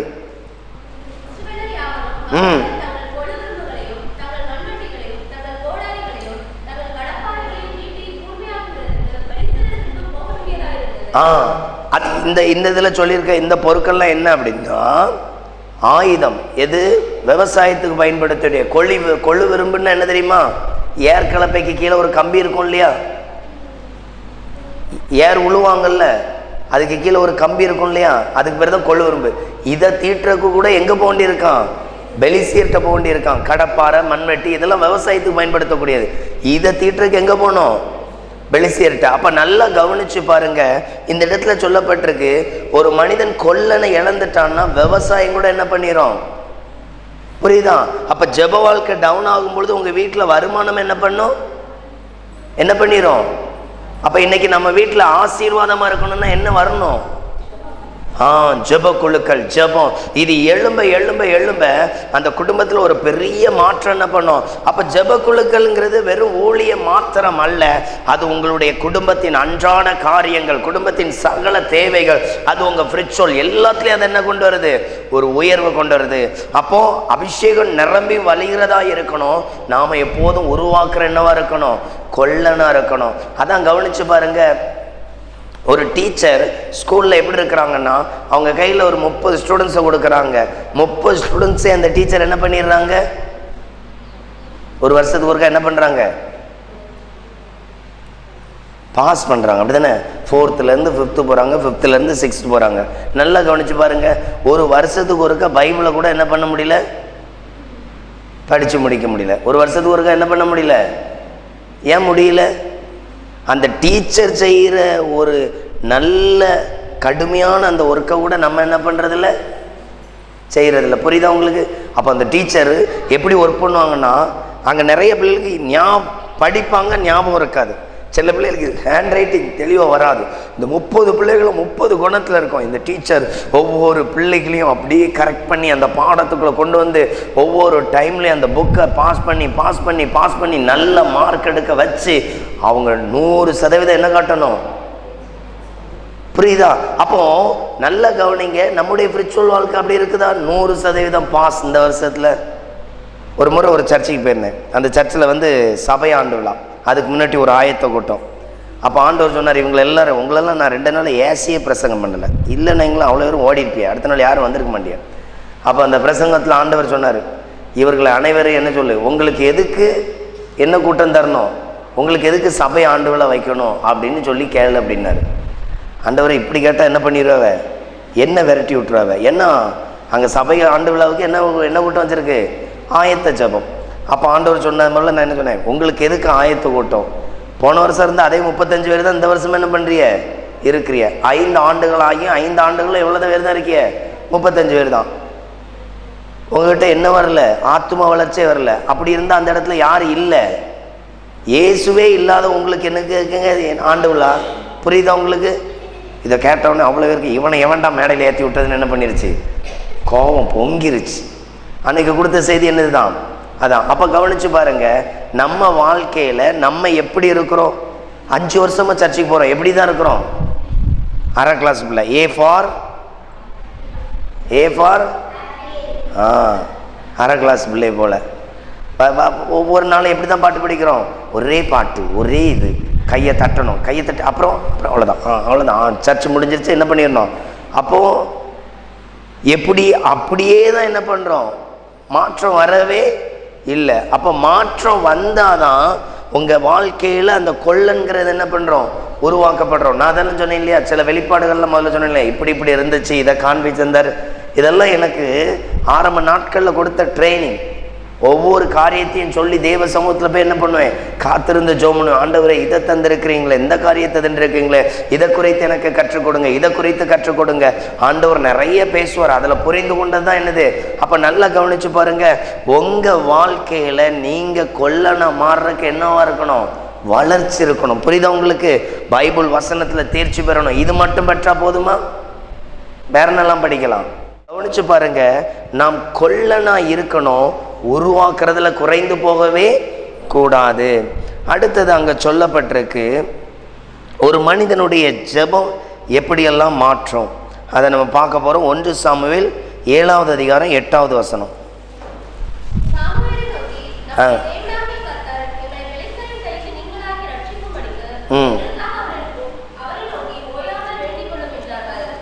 இந்த இடத்துல நம்ம என்ன பார்க்குறோம் அப்படின்னா, சாமுவேலுடைய ஜெபம். ஒரு தீர்க்கதரிசி வெறும் தீர்க்கதரிசனம் மட்டும் உரைக்கிற காரியம் அல்ல, சாமுவேலுடைய ஒரு விசேஷித்த ஜெபம். இன்னைக்கு நம்மள நிறைய பேர் தீர்க்க தரிசன வரங்களை விரும்புகிறோம், இல்லை அந்த வரம் வேணும் அப்படின்னு இதுங்கிறோம். நம்மகிட்ட அந்த வரத்தை குறித்திருக்கிற மாத்திரம் இல்லை, ஒரு தீர்க்கதரிசி ஜெபம் பண்ண உடனே ஆண்டவர் என்ன பண்ணுவார்? பதில் கொடுப்பார். அவனுக்கு அவனுடைய அந்த காரியத்தை குறித்து என்ன பண்ணுவார்? விளக்கம் கொடுப்பார். இந்த காரியம் என்ன நடக்க போகுது. அப்போ இங்கே சாமுவேல்கிட்ட சொல்கிறாங்க, எங்களுக்காக என்ன பண்ணோம்? நீர் ஓயாமல் அவர் என்ன பண்ணோம்? வேண்டிக் கொள்ளும். அடுத்தது பாருங்க, 9வது வசனத்தில் பாருங்க, அவருடைய ஜெபத்துக்கு என்ன பதில் வந்திருக்கு?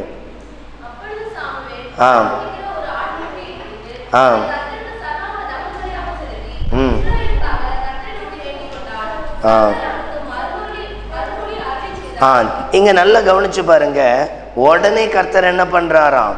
பதில் கொடுக்கிறார், மறுமுரளி. அப்போ கவனிச்சு பாருங்க, இஸ்ரவேலுடைய தேவன் ஒரு தீர்க்கதரிசியுடைய ஜெபத்துக்கு உடனே என்ன கொடுக்கிறாரு?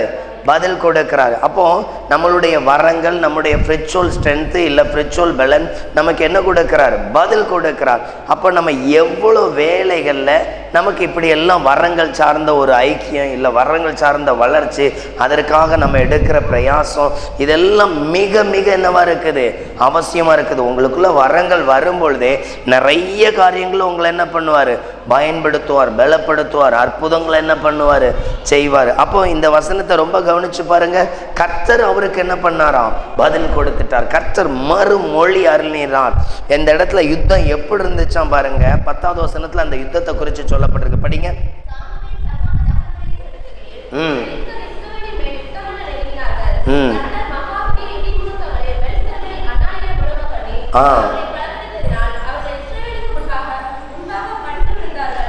அங்க பாருங்க என்ன உண்டாயிட்டான்னா, ஒரே அந்நாளிலே என்ன பண்ணாராம்? முழங்க பண்ணினார். அவர்கள் கலங்கடித்ததினால் அவர்கள் இஸ்ரேலுக்கு முன்பாக பட்டு விழுந்தார்கள். இங்க இவங்க போய் யுத்தம் பண்ணாங்க, வெட்டுனாங்கலாம் போடல. கர்த்தர் மகா பெரிய இடி முழக்கங்களை பெலிஸ்தர் மேல. மகா பெரிய இடி முழக்கம்னா என்னது? இடி சத்தத்தை கேட்டிருப்போம் இல்லையா? இடி சத்தம் சும்மாவே என்ன பண்ணும்? ஒரு என்னதான் ஒரு தைரியசாலை இருந்தாலும் இடி முழக்கம் வரும்பொழுது என்ன வரும்? பயம் வரும். அவர் எப்படி பண்ண வச்சாரு தெரியுமா? மகா பெரிய இடி முழக்கம். அப்போ தட்டன்னு ஒரு லட்சக்கணக்கான பேருக்கு மேலதுன்னா அவங்க அந்த இடி முழக்க சத்தத்தில் என்ன பண்ணாங்களாம்? பொத்துன்னு விழுந்தாங்களாம். எவ்வளோ பெரிய யுத்தம் பாருங்க. இவர் ஜெபம்னா அந்த ஜெபத்திற்கு கர்த்தர் எப்படி பதில் கொடுக்கிறாரு, இயற்கை என்ன பண்றாரு, அவர் செயல்படுத்துகிறார். அவ்வளோ பெரிய யுத்தம். அப்ப கவனிச்சு பாருங்க, தீர்க்க தரிசன வரம் பெற்றவர்களுடைய ஜெபத்திற்கு உண்டான ஒரு விசேஷித்த பலன் என்ன பண்ணுது, வெளிப்படுது. அப்போ நம்மள வரங்களுக்கு நம்மளை என்ன பண்ணணும், ஆயத்தப்படுத்தணும். வரங்களை பெற நம்மளை என்ன பண்ணணும், ஆயத்தப்படுத்தணும். அப்படி நம்மளை ஆயத்தப்படுத்தும் பொழுது நம்முடைய ஜெபம் எப்படி இருக்கும், பலம் வாய்ந்ததா இருக்கும். அப்போ நம்ம இந்த வரங்கள்ல என்னென்ன காரியங்கள், இன்னைக்கு நான் உங்களுக்கு எதை குறித்து அதிகமாக சொல்லியிருக்கேன்னா, ஒரு ஃப்ரிச்சுவல் வாழ்க்கை எப்படி ஃப்ரிச்சுவலாக இருக்கணும் அப்படின்னா, ஒரு மனிதன் தேவனுடைய அபிஷேகத்தை என்ன பண்ணணும், நிரம்பி வழியணும். அவர் நமக்கு ஃப்ரிச்சுவல் பந்தியை தர்றார். புரிஞ்சிச்சா உங்களுக்கு? அப்படின்னா அதை என்ன சொல்லலாம், ஆவிக்குரிய கூட்டங்கள். அதை எப்படி சொல்றாரு, எனக்கு ஒரு பந்தி என்ன பண்றீரு, ஆயத்தப்படுத்துகிறீர். ஓகே, இது உங்களுக்கு ஆவிக்குரிய பந்தி ஒன்று. அடுத்தது அங்க சொல்லப்பட்டிருக்கிற காரியம், நீங்க யாரா இருக்கணும், கொல்லன். யாரா இருக்கணும், கொல்லன். அப்படின்னா ஜப குழுக்களை லீட் பண்றவங்க, ஜப வீரர்களை எழுப்புறவங்களா. 2. 3வது என்னவா இருக்கணும், நம்ம சாமுவேலுடைய ஜபம். சாமுவேல் ஒரு தீர்க்கதரிசி, அவருடைய ஜபத்துக்கு கர்த்தர் என்ன பண்றாரு, பதில் கொடுக்கிறார். இவங்கெல்லாம் போய் யுத்தம் பண்ணல, கர்த்தர் இடி முழக்கத்தை என்ன பண்ணாராம், உண்டு பண்ணாரு. அவர்கள் எப்படி விழுந்தாங்க, பட்டு விழுந்தாங்க. அப்போ இந்த 3 காரியங்கள். அப்போ ஒரு மனிதனுடைய வாழ்க்கையில வரங்களை அதிகமா என்ன பண்ணணும், செயல்படுத்த ஆரம்பிக்கணும். வரங்களை குறித்து என்ன இருக்கணும், வாஞ்சை இருக்கணும். அடுத்தது, இது இன்னைக்கு ஆண்டவர் கொடுத்த ஒரு காரியத்துல ஜெப குழுக்களை குறித்திருக்கிற ஒரு சம்பவத்தை சொல்லியிருந்திருக்கிறேன். நேற்றைக்கு உங்களுக்கு தீர்க்க தரிசனத்தை குறித்து சொல்லியிருந்திருக்கிறேன். அடுத்தது போதிக்கிற சில வரங்களை குறித்து உங்களோடு என்ன பண்ண போறேன், சொல்ல போறேன். எடுத்துக்கொள்ளுங்க. 1 கொரிந்தியர் 12வது அதிகாரம்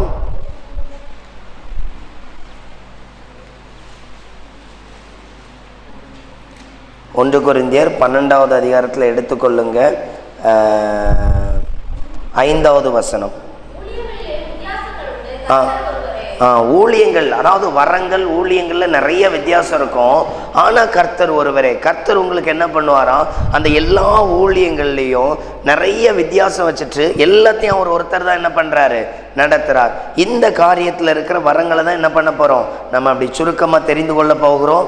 இன்னைக்கு கொடுத்த டைமை விட என்ன பண்ணலாம், கூட ஆகனாலும் ஆகலாம், சீக்கிரம் முடிச்சிருவேன். ஆனா என்ன பண்ணுங்க, ஆயத்தமா என்ன பண்ணுங்க, கவனிங்க. இங்க சொல்லப்பட்டிருக்கு, கிரியைகளில் வித்தியாசம் உண்டு, எல்லாருக்குள்ளும் எல்லாவற்றையும் நடப்பிக்கிற தேவன் ஒருவரே. அப்போ இந்த இடத்துல நல்லா கவனிங்க, அவனுடைய பிரயோஜனத்திற்கென்று என்ன பண்றதாம், வரங்கள் அளிக்கப்படுகிறது. இங்க சொல்லப்பட்டிருக்கு, 8 வாசிங்க.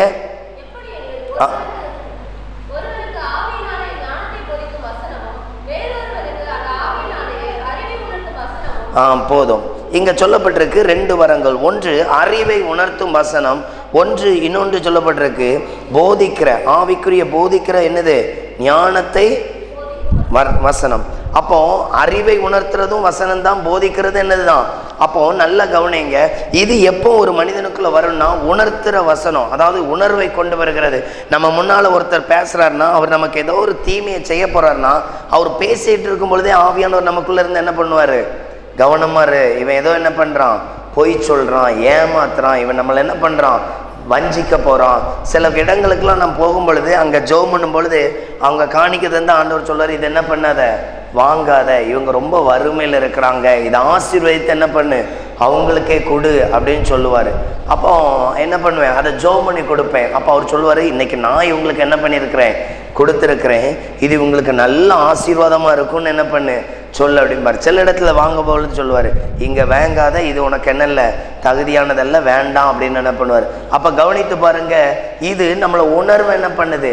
அடுத்தது போதிக்கிற என்னது, ஞானம், போதிக்கிற அந்த வசனத்தை அந்த போதிக்கிற ஞானம். அப்போ போதிக்கிற ஞானம், அதான் நான் சொன்னேன் இல்லையா, இந்த வரத்தை இன்னைக்கு என்ன பண்ண போறார், உங்கள் நடுவில் ஊற்ற போகிறார். அப்போ போதிக்கிற ஞானங்கிறது எப்போ உண்டாகும், இல்லை எப்படி அவன் ஆயத்தப்படுறான் அப்படின்னா, அவன் வேத வசனத்திற்கு மேல வாஞ்சியா இருக்கணும், இரவும் பகல் அதில் என்ன பண்ணணும், தியானமா இருக்கணும். அவன் யாரு, பாக்கியவான். அப்போ போதிக்கிற வரங்கிறது, இப்போ இன்னைக்கு வந்து நேற்றைக்கு உங்க இடத்துல பேசுறக்கு ஆயத்தப்படும் பொழுது ஆண்டவர் சொல்றாரு, இப்படிலாம் இருக்கிறாங்க, இவங்களுக்கு என்ன பண்ணு, இதை குறித்து என்ன பண்ணு, பேசு. ஏன் அப்படி பேச சொல்றாரு? உங்க மேல யாருக்கு அன்பு அதிகமா இருக்கு? ஏசப்பாவுக்கு இருக்கு. அப்ப ஏசப்பா அவங்கள்ட்ட ஒரு பேச விரும்பணும்னா, நான் அந்த ஆவிக்குரிய போதிக்கிற அந்த வரங்களை பெற்றிருந்தாதான் எனக்கு என்ன பண்ணுவாரு, அந்த வசனத்தை கொடுப்பாரு. அப்ப நல்லா கவனிச்சு பாருங்க, இந்த தேவனுடைய சித்தம் செய்யணும் அப்படின்னா இந்த வரங்களை வேணும்னு என்ன பண்ணணும், நாம ஜெபிக்கணும். அவருக்கு சித்தம் இருந்தால் நிச்சயமா நமக்கு என்ன பண்ணுவாரு, தருவார். 2, அப்ப நல்ல கவனிங்க. ஒரு முறை ஒரு ஊழியத்துக்கு வரும்பொழுது இப்படி ஒரு வரங்களை கொடுத்திருந்த வரங்களை குறித்து பேசணும். அங்க என்ன பேசணும் அப்படின்னா 3 வரங்கள், அந்த 3 வரங்களை குறித்து பேசணும். ஒன்று எதுன்னா, ஒன்று குணமளிக்கிற வரம், ஒன்று தீர்க்க தரிசன வரம், ஒன்று அற்புதம் செய்யும் சக்தி. அப்போ அந்த இடத்துக்கு இப்படி போயிருக்கிறேன். அப்போ போன உடனே சொல்கிறாங்க, இந்த 3 வரத்தை குறித்து என்ன பண்ணணும், நீங்கள் பேசணும். எங்கள் பக்கத்தில் இருக்கிற ஒரு சிஎஸ்ஐ சர்ச்சில் தான் ஒரு யூத் கேம்ப் நடந்துச்சு. 2 நாள் நடந்துச்சு. அதில் 2 நாளில் 3 ஊழியக்காரங்க வந்திருந்தாங்க, நானும் ஒரு பகுதி. அப்போது நான் போயிட்டு அதில் போன உடனே ஆண்டவர் சொன்னார், இன்னைக்கு வரம் இல்லாமல் ஊழியம் செய்வது எப்படி, இதை குறித்து பேச அப்படின்னாரு. அப்போ நான் சொன்னேன், ஆண்டவரே இங்கே எல்லாரும் வரங்களை குறித்து எதிர்பார்த்து வந்திருக்கிறாங்க, வரம் இல்லாமல் ஊழியம் செய்வது எப்படின்னா எல்லாருக்கும் என்ன தோணும், ஒருவேளை இவருக்கு வரம் இல்லை, அதனால தான் என்ன பண்ணியிருக்கிறாரு, சும்மா அடிச்சோட என்ன பண்ணிட்டாரு, அப்படி தானே தோணும். நான் எப்படி யோசிக்கிறேன், ஆண்டவர் சொல்கிறார் அதை நீ செய் அப்படின்னு. சரி ஆண்டவரே நீங்கள் சொல்கிறது, இப்போ நான் ஸ்டேஜில் சொல்லிட்டேன், ஆண்டவர் இன்னைக்கு வரம் இல்லாமல் ஊழியம் செய்வது எப்படி, இதை குறித்து தான் பேச சொல்லியிருக்கிறார் அப்படின்னு. அப்போ எனக்கு அழைப்பு கொடுத்த ஊழியக்கார் அப்படி பார்க்குறாரு, என்னடா, ஏன்னா நான் ஒரு செக்ஷன் எனக்கு 3 வரங்களை குறித்து என்ன பண்ணணும், பேசணும். அப்போ இவர் இன்னைக்கு வரத்தை குறித்து பேச மாட்டார் போலுக்க அப்படின்னு. அப்போ நான் என்ன பேசணும் தெரியுமா, பைபிளில் லேகியோன் யார், அவரு ஆண்டவரா, யாரு,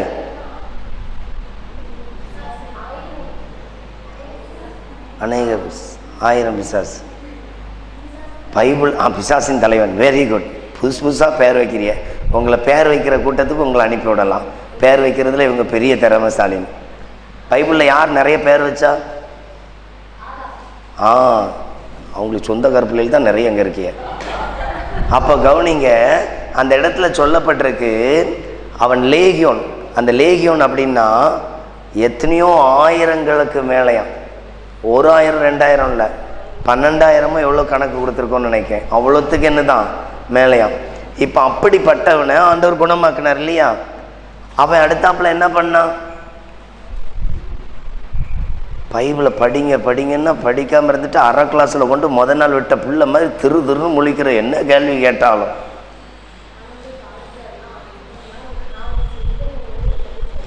அப்புறம் என்ன செஞ்சான்,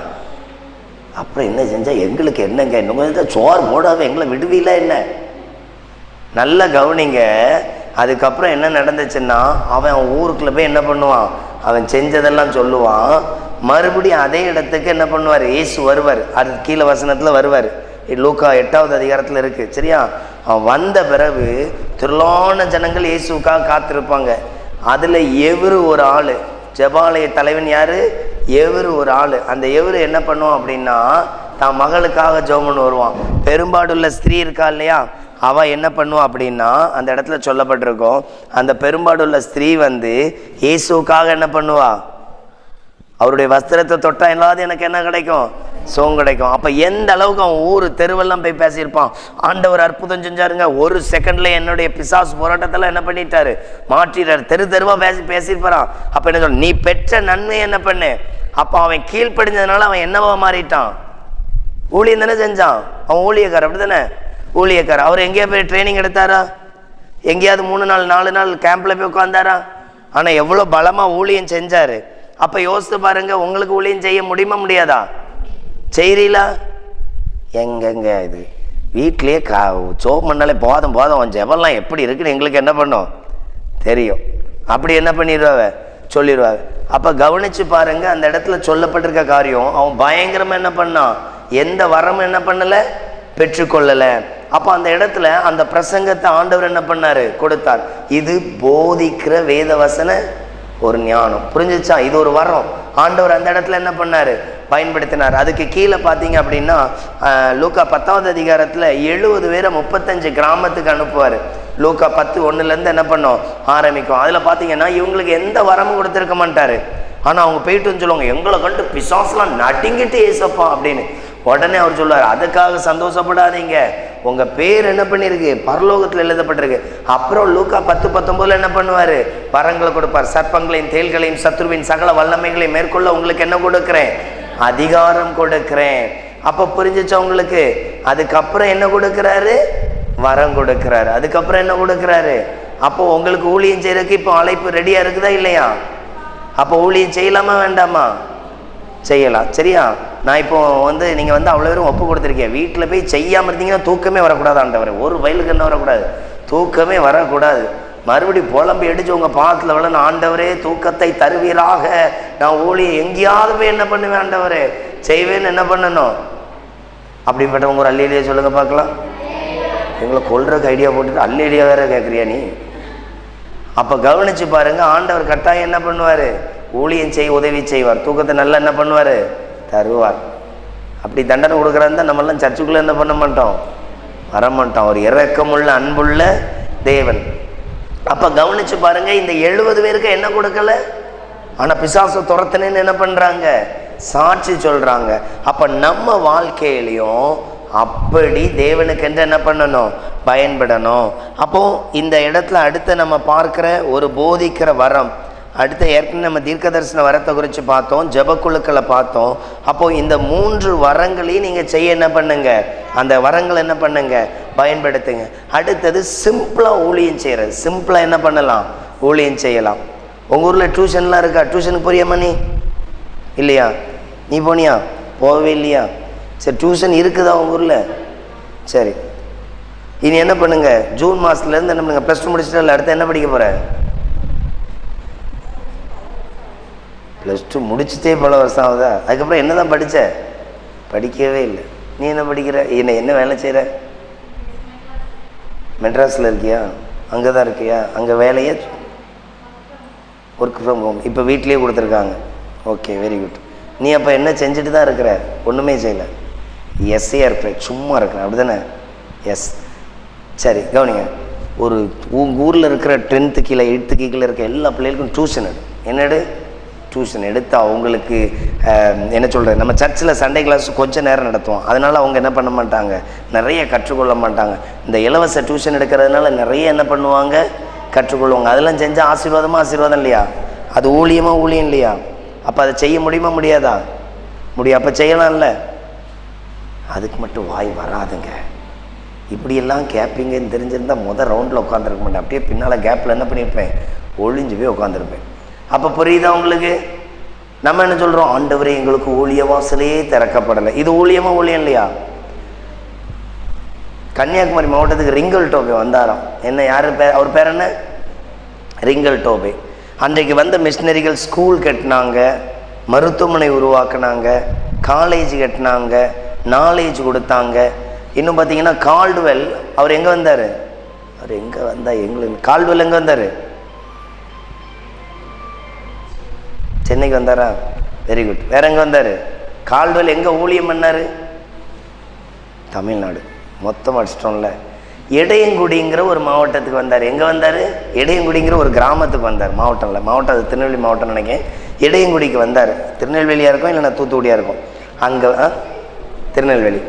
அப்போ அங்கே வந்து அங்கே ஸ்கூல் ரெடி பண்ணிவிட்டு எப்படி இருந்தாருமா, சின்ன பிள்ளைலாம் வரைய மாட்டாங்களாம். அவர் சொல்லுவாராம், கடலை மிட்டாய் அப்புறம் கருப்பட்டி காசுலாம் கொடுத்து பிள்ளைகள் என்ன பண்ணாராம், ஸ்கூலுக்கு வர வச்சு கல்வி நாலேஜ் இதை இன்னைக்கு அவரை குறித்து ஒரு பெரிய இடையில என்ன பண்ணிச்சு, பெரிய இதெல்லாம் ஓடிச்சு. அந்தளவுக்கு அவர் பிரபலமானவர், பயங்கர சக்ஸஸ் பண்ணியிருக்கார் தமிழ்நாட்டில். அப்போ கால்டுவெல் ஊழியம் செஞ்சாரா செய்யலையா? அப்போ நம்மளை ஆண்டவர் பயன்படுத்த மாட்டாரா? அப்போ நம்ம எப்படி இருக்கணும், வரங்கள் நமக்கு கொடுக்குற சின்ன சின்ன காரியங்கள். அதான் என் கூட இருக்கிறவர் சொல்லுவார், ஊழியன்னா எப்படி தெரியுமா தம்பி, நீ ரோட்டில் நடந்து போயிட்டு இருக்கிற, ஒரு பெரிய கல் கிடக்கு, அந்த கல் எடுத்து ரோட்லேருந்து ஓரமதைக்கு போட்டு போகிறது என்னதுதான், அடுத்தது ஒருத்தன் கீழே உள்ளாமல் வைக்கிறது என்னதுதான், ஊழியந்தான். நீ போகிற தெருவில் ஒரு பாட்டில் உடைச்சி போட்டு போயிட்டாங்க, அந்த பாட்டில் கண்ணாடி குப்பியெல்லாம் எடுத்து ஒரு ஓரமாக குப்பை தொட்டில் போடுறது என்னதுதான், ஊழியந்தான். இப்போ இதெல்லாம் நம்ம செய்வோமா? நான் உங்கள்கிட்ட தப்பு பண்ண காரியத்தை மட்டும் கேட்குறேன். யாரெல்லாம் குப்பையை கண்ட இடத்துல போடுவீங்க, அவங்க மட்டும் கை தூங்க பார்க்கலாம்.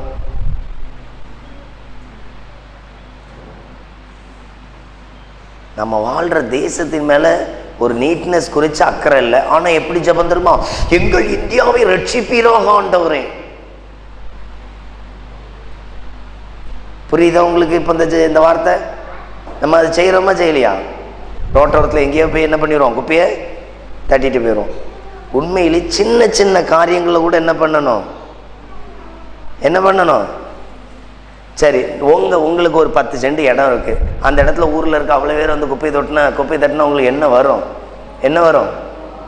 நம்ம இருக்கிற இடத்த நாம் அசுத்தம் பண்ணால் எப்படி இருக்கும்? ஆண்டவர் பார்ப்பார், நல்ல இடத்த கொடுத்தா எப்படி வச்சிருக்கிறாங்க, குப்பையை ஆக்கிரமா ஆக்கலையா? அப்போது ஊழியன் என்பது வெறும் பைபிளை போதிக்கிறது மட்டும் இல்லை, நல்ல காரியங்களை கற்றுக் கொடுக்கறது கூட என்னதுதான் ஊழியன்தான். நல்ல செயல்களை செய்கிறது கூட என்னதுதான். உண்மையிலேயே நான் குப்பையை எங்கேயும் என்ன பண்ண மாட்டேன், போட மாட்டேன். இது என்னுடைய பழக்கம், இது என்னுடைய என்னது பழக்கம். ஏன் அப்படின்னா நான் நல்லா இருக்கணுங்கிறத என்ன பண்ணுவேன், இதை ஆண்டவரை கொடுத்துருக்கிறார். நான் சில டைம் சில குப்பையை எடுத்துகிட்டு வீட்டிலேருந்து குப்பையை கொண்டு போனோம். குப்பை தொட்டிக்காகவே 3 கிலோமீட்டர் அங்கேயும் சுற்றிட்டு கிடப்பேன், எங்கே குப்பை தொட்டி இருக்குது, எங்கே குப்பை தொட்டி இருக்குன்னு. புரியுதா உங்களுக்கு? எங்கே குப்பை எடுக்கிறாங்களோ அந்த குப்பை தொட்டியில் தான் என்ன பண்ணுவேன், போடுவேன். ஏன் அப்படி இருக்கணும் அப்படின்னா, ஒரு சின்ன காரியத்திலே நீங்கள் சரியில்லைன்னா உங்கள்கிட்ட ஒரு 10 பிள்ளைகளை தந்தால் எப்படி சரியாக வைப்பிய? அதுவும் மனவும் சில குப்பை தொட்டியை போல தான் இருக்கும். நம்மளை என்ன பண்ணோம், ஒரு பையன் எங்கள் பிரைஸில் உண்டு. உண்மையிலேயே அந்த பையன் என்ன பண்ணுவோம் தெரியுமா, ஆண்டவர் பரிதிமேவுக்கு விடுதலை கொடுத்தார். உடனே அவங்க கேட்பான், பரிதிமேவுக்கு என்ன விடுதலை கொடுத்தாருன்னு? அவன் குருடனாக இருந்தான், கர்த்தர் பார்வையிட செய்தார். அதுக்கு பிறக்கும் பொழுதே அவனை பார்வை உள்ளவனை பிறக்க வச்சிருக்கலாம்ல, இதெல்லாம் அநியாயம் பண்ணியிருக்காருல்ல, அவனை எவ்வளோ வருஷம் குருடனை போட்டு கஷ்டப்படுத்தியிருக்கிறாரு அப்படின்னு குதர்க்கமாக கேள்வி கேட்பான். இதை கேட்ட உடனே எனக்கு பிரசங்க போய் டென்ஷன் வந்துடும். பேசாமல் இருந்து கேட்க, இல்லை வெளியே போறியா, பதில் சொல்ல தெரியல, கோபம் மட்டும் வந்துடும் உண்மையிலேயே. ஆனால் நான் பைபிள் ஸ்டடியில் சிறுவர் ஊழியம் எப்படி செய்யலான்னு டீச்சிங் எடுப்பேன். அதில் போட்டிருக்கோம், பிள்ளைகள் உங்களிடத்தில் வித்தியாசமாய் கேள்வி கேட்பார்கள், சிரித்த முகத்தோடு பதில் சொல்லணும். நான் எப்படி பதில் சொல்லுவேன், ஒன்றை கொண்டு இங்கே தள்ளி இருக்கு பாரு, என் உயிரை வாங்குறதுக்குன்னு வராதடா, அடுத்த வாரம் நீங்கள் சொல்லிட்டீல்ல நான் எஞ்சி போவேன், அப்புறம் பாவமாக இருக்கும், உட்காரு போயிடாத. புரியுது உங்களுக்கு? ஒரு வீட்டில் ஒரு அக்காவுக்கு குழந்தை இல்லை, 2-3 வருஷம். அதுக்கப்புறம் குழந்தை பிறந்துச்சு, நிறைய ஜபம் அப்படி இப்படின்லாம் போயிட்டு. குழந்தை பிறந்த பிறகு அந்த குழந்தை ஐயோ இப்போ வந்து அந்த மாதிரி இருக்கும், அது பண்ணுற சேட்டை இருக்குது, அப்பப்போ அது சொல்லுவோம், வராதடி செத்து பேர் அப்படின்னு என்ன பண்ணுவ, அதை திட்டுவ. அது பிறக்கிறதுக்கு முன்னாடி எப்படி ஜபம், ஆண்டவரே கற்பத்தின் கனி தருவீராக, ஆண்டவரே பிள்ளையை எப்படியாவது தந்தருவீராக. கிடைச்ச பிறகு எப்படி ஜபம், அப்போ இந்த பிசாசு இருக்குது, இது வீட்டுக்குள்ள வந்து ஒரு பொருளை வைக்க விட மாட்டேங்குது, இப்போ தான் அதை அடுக்கி வச்சுட்டு வந்தேன், அவ்வளோத்தையும் குழச்சி போட்டு வந்து என்ன பண்ணியிருக்கு, உட்காந்துருக்கு. இப்போ இதெல்லாம் வாயில் வருதா வரலையா? இப்படி வந்தால் அது 4 வருஷம் கழிச்சு என்ன சொல்லுவோம், கிறுக்கி மாதிரி கத்தாதான்னு அம்மாவை திட்டம். எப்படி திட்டாத, கிறுக்கி மாதிரி திட்டாத அப்படின்னு. ஒரு பையன் சொன்னான், ஒரு டவுசர் வாங்கி போடணும், அது அவனுக்கு 10-20 வயசு, அவன் முட்டுக்கு மேலே ஒரு டவுசர். அவங்க அம்மா சொல்லுது, என்னல இது டவுசர் அசிங்கம்மா, நல்ல ட்ரெஸ்ஸை போட்டு அப்படின்னு. உனக்கு தெரியாது, இதுதான் ட்ரெண்டு, கிறுக்கமே ட்ரெஸ்ஸை போட்டுட்டு ட்ரெண்டான் உனக்கு. அவன் எப்படி சொல்கிறான் நார்வேல் பாசரை, எங்கள் அம்மா கோம்பச்சு, எங்கள் அம்மா என்னது கோம்பச்சு, அவளுக்கு என்ன தெரியும், அவன் சொல்லிட்டு என்ன பண்ணுறான், சிரிக்கிறான். அப்போ யோசித்து பாருங்கள், ஒரு நல்ல ட்ரெஸ்ஸை சொல்லி கொடுக்கும் பொழுது என்ன வருது, அப்போ இது எங்கே இருந்து ஆரம்பிச்சிருக்கோம் அப்படின்னா, நம்மளும் என்ன சொல்லுவோம், பைத்தியக்காரன் வாசிக்கிறோம் அப்படின்னு என்ன பண்ணோம். நம்ம வார்த்தையில் ஒழுங்குள்ள வார்த்தை இருக்குதா, யோசித்து பாருங்க. இதெல்லாம் நம்ம சொல்லவே கூடாது, இதெல்லாம் சொல்லவே கூடாது. அப்போ நம்மக்கிட்ட வார்த்தை, நம்ம நடக்கை, நம்ம செயல் எல்லாம் கரெக்டாக இருக்கும் பொழுது தான் இது கூட நல்ல ஒழுக்கமான ஒரு ஊழியம் தான். நீங்கள் பேசுறது, அதான் சொன்னேன், மைக்கை பிடிச்சு பேசுறதெல்லாம் ஊழியம்னா, ரோட்டில் குப்பையை போடாமல் இருக்கிறது என்னது தான் ஊழியம்தான். உங்கள்கிட்ட இதில் கேள்வி கேட்டோம்னா எல்லாரும் என்னது தான் ஃபெயிலு. அப்போ உங்களுக்குள்ள என்ன பனிஷ்மெண்ட் கொடுக்கணும், ஒரு 10 கிலோ கல்லுப்பை ஒரு ஆள் பொருத்தனை பண்ணி இதில் தட்டி விட்டுட்டு 1 மணி நேரம் கல்லுப்பில் முழங்கால் ஜெபம். எல்லாரும் மனம் திரும்பிடுவில்ல, திரும்ப மாட்டில. கல்லுப்பு கொஞ்சம் காஸ்ட்லியாக இருந்தால் வெளியே இருக்கிற பரல் மண் எடுத்து என்ன பண்ணணும், போட்டுட்டு அதில் முழங்கால் போட்டுடணும். உடனே எல்லாரும் என்ன பண்ணிடுவிய, மனம் திரும்பிடுவிய. அப்புறம் குப்பை ரோட்டில் கிடந்தாலும் கூட கையில் பிறக்கிட்டு போய் எங்கே கொண்டு போடுவோம், குப்பை தொட்டியில். புரிஞ்சிச்சா? பார்க்க இது வேணால் ஒருவேளை சிரிப்பாக இருக்கலாம். நம்ம செய்கிற சின்ன சின்ன காரியமாக எப்படி தான் செய்யணும், கருத்தா உண்மையா யோசித்து பாருங்க. நம்ம அப்படி அந்த அளவுக்கு என்ன வரணும், மாற்றம் அடையணும். அப்போ ஆண்டவர் நம்மகிட்ட விரும்புகிற 3 காரியம். ஒன்று எப்படி இருக்கணும்?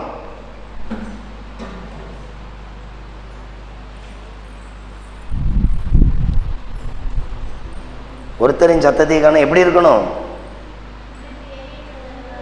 விளக்கு எரிஞ்சிட்டு இருக்கணும். எரிஞ்சிட்டு இருக்கணும்னா என்ன பண்ணணும்? ஒரு மனிதனுடைய அபிஷேகம் நிரம்பி வழியணும். எப்படி இருக்கணும்? அப்போ கர்த்தருடைய பந்தியில் இருக்கணும். கர்த்தருடைய பந்தி எந்த பந்தியில் இருக்கணும்? கர்த்தருடைய பந்தின்னு என்னன்னு சொல்லியிருக்கிறேன்? ஆவிக்குரிய கூட்டங்கள். அதில் என்ன பண்ணணும்? கடைபிடிக்கணும். ஆவிக்குரிய கூட்டங்களை நம்ம தான் என்ன பண்ணணும்?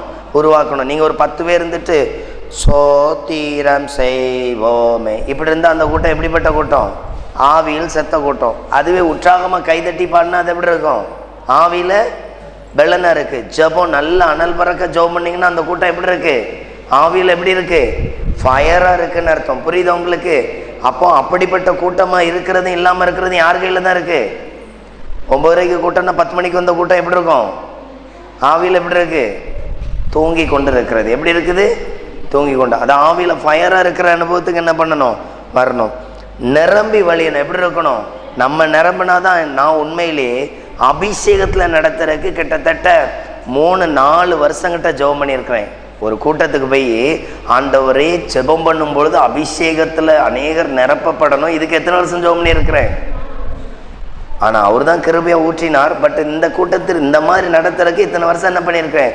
தொடர்ந்து ஜெபம் பண்ணியிருக்கிறேன். ஆண்டவரே எங்களுக்கு என்ன பண்ணுங்க? கிருபையை தாங்க, கிருபையை தாங்கன்னு என்ன பண்ணியிருக்கிறேன்? ஜெபம் பண்ணியிருக்கிறேன். அப்போ ஒவ்வொரு வரங்களுக்கும் நம்ம என்ன பண்ணணும்? காத்திருக்கணும். காத்திருக்க நீங்கள் என்ன பண்ணுவீங்க? அதனால தான் ஆவிக்குரிய பந்தியில் என்ன பண்ணுங்க? கலந்து கொள்ளுங்க. அடுத்தது யாரா இருக்கணும்? இப்பந்தான் சொல்லியிருக்கிறேன், அதுக்குள்ள மறந்துட்டேன். அடுத்தது யாரா இருக்கணும்? கொல்லன். உருவாக்குற கொல்லனை என்ன பண்ணணும்? இருக்கணும். அடுத்தது என்னவா இருக்கணும்? ஜெபம். சாமுவேலுடைய ஜெபம் பலத்த அற்புதங்களை என்ன பண்ணிச்சு? கொண்டு வந்துச்சு. அடுத்தது நம்ம யாரா மாறணும்னா போதிக்கிற வரங்கள் குறித்து என்ன பண்ணணும்? ஆயத்தப்படணும். இவைகள் என்ன பண்ணுங்க? உங்களை முற்றிலுமாய் ஆயத்தப்படுத்தி கொள்ளுங்க. இது நமக்கு வரும் பொழுது இல்லை இப்படி மாறும் பொழுது நம்ம வாழ்க்கையில் நிறைய மாற்றம் என்ன பண்ணோம்? உண்டாகும். எடுத்துக்கொள்ளுங்க. ஒரு வசனத்தை வாசித்து நம்ம ஜெபிக்கலாம். யோவான் கடைசி அதிகாரம் அதனுடைய 15வது வசனம். இதை வாசித்து நம்ம ஜெபிக்கலாம்.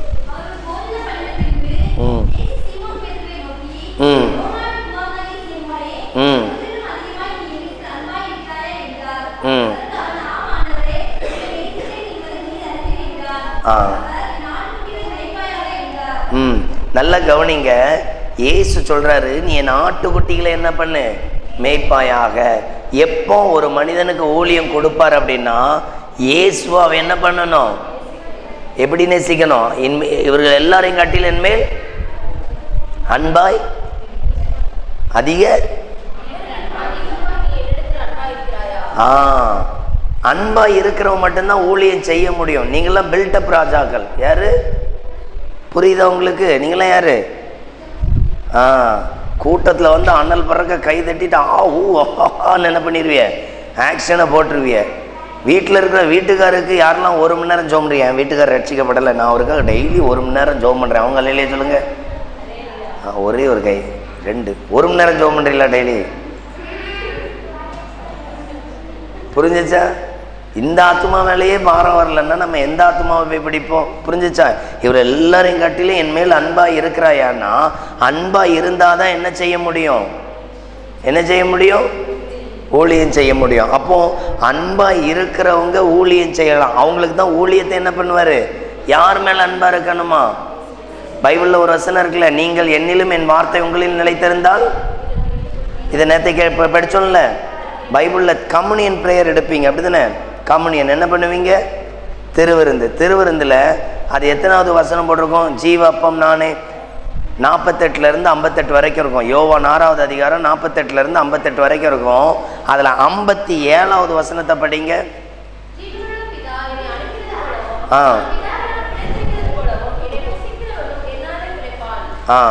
என்னில் நிலைத்திருக்கிறான்னு வரும். அதை படிங்க.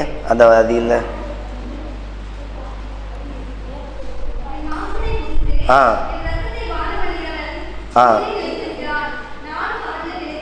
இந்த நிலைத்திருக்கிறேன், இந்த இரத்தத்தை மாம்சத்தையும் புசிக்கிறேன் அப்படின்னு சொல்றது இது எதை குறிக்குதுன்னா ஆண்டவர்கிட்ட இருக்கிற உறவை குறிக்குது. என்ன குறிக்குது?